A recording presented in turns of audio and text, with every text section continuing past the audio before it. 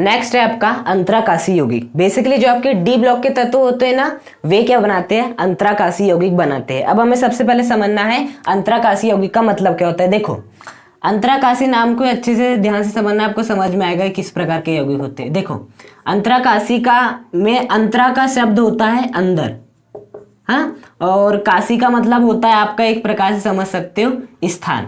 हाँ, मतलब कि ऐसे यौगिक जो कि जहां आपका रिक्त स्थान होता है वहां पर जाके बैठ जाते हैं, और जो यौगिक बनता है उसे कहते हैं अंतराकाशी यौगिक। देखो मैं आपको एग्जांपल देता हूं, जैसे कि आपका ये क्या है, क्रिस्टल है। हाँ, अब इसमें क्या आपके इस प्रकार से आपके परमाणु उपस्थित है, तो ये आपको रिक्त स्थान दिख रहा है, इसे ही कहते हैं अंतराकाशी स्थान।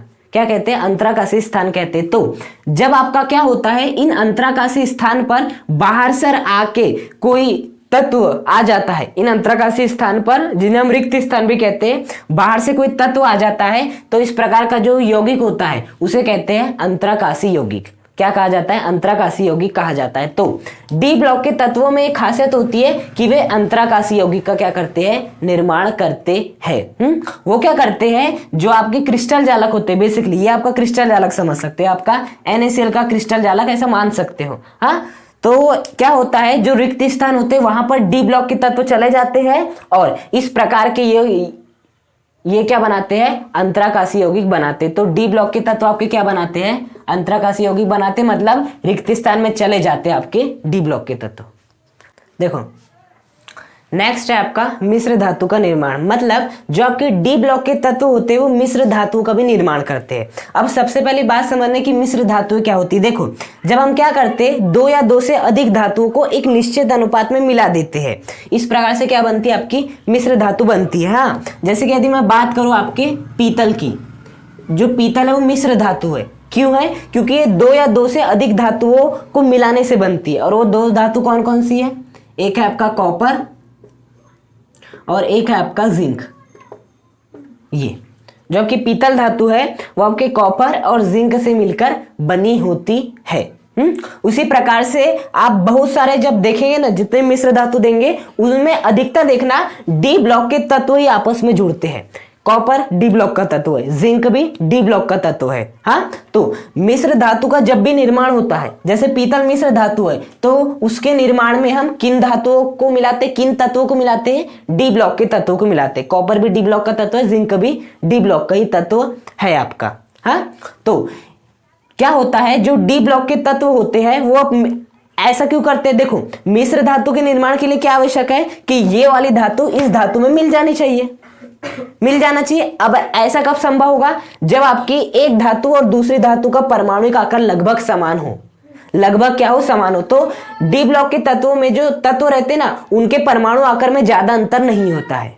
हाँ, उनके परमाणु आकार में ज्यादा अंतर नहीं होता है, जिसके कारण डी ब्लॉक के तत्व आपस में जुड़ जाते हैं और आपकी मिश्र धातु का निर्माण कर लेते हैं। हाँ, तो आप लिख सकते हो कि डी ब्लॉक के तत्व किसका निर्माण करते हैं, मिश्र धातु का निर्माण करते हैं। हाँ, देखो, जैसे इसे आपको अच्छे से याद रखना है, तब इसका सहारा ले सकते हो कि पीतल किससे मिलकर बनी होती, पिताजी, पी का अर्थ पीतल, ता का अर्थ तांबा अर्थात कॉपर, और जी का अर्थ जिंक।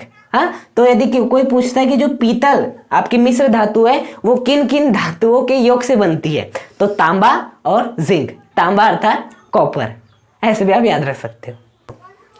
नेक्स्ट है संकुल निर्माण। मतलब जो आपके डी ब्लॉक के तत्व होते हैं बेसिकली वो संकुल निर्माण भी करते हैं। संकुल निर्माण करने का मतलब जैसे आपका ये वाला यौगिक, हाँ, कोबाल्ट NH3 6, ये क्या है आपका, ये है आपका संकुल। हाँ, जो उपसहसर्जी यौगिक होते हैं ना उन्हें संकुल कहते हैं। हाँ, यहाँ आप बहुत सारे एग्जांपल ले सकते हो, जैसे कि आपका कोबाल्ट हो गया, यहाँ पे NH3 ले सकते हो, इसको 3 ले लो, H2O को क्या ले लो, 3 ले लो, बस इसे 6 एकाकी इलेक्ट्रॉन युग्म से मतलब है। अब वो 6 अकेले NH3 दे दे तो भी सही है, अब वो यदि 6 एकाकी इलेक्ट्रॉन युग्म 3 NH3 दे और 3 H2 दे तो वो भी बात अलग है। हाँ, इसे हमने अच्छे से डिस्कस किया जब हम आपका उपसर्जी यौगिक पढ़ रहे थे। हाँ, तो ये सभी क्या होते हैं, आपके संकुल होते हैं। जो आपके उपसहसर्जी यौगिक होते हैं ना, जितने भी उपसहसर्जी यौगिक है उन्हें हम संकुल कहते हैं। तो कभी गौर करना, ये जो आपका केंद्रीय धातु परमाणु होता है इसे कहते हैं केंद्रीय धातु परमाणु, तो हमेशा आपको क्या मिलेगा, डी ब्लॉक का तत्व ही मिलने वाला है।